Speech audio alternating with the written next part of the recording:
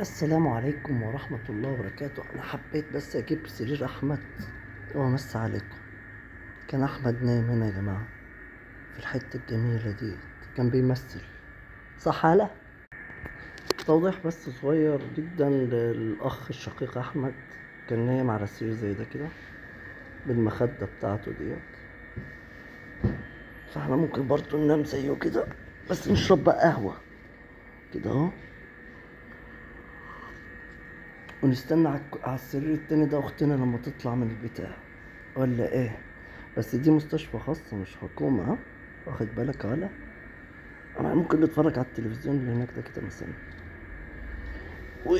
ونيجي ننام على ده كده اهو، واخد بالك المخدة هنا، ونرفع ايدينا بقى كده اهو، ونعمل إيه كده اهو، ونعمل إيه.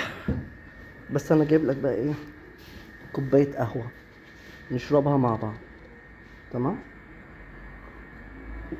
يلا سلام يا جمهورية إيه.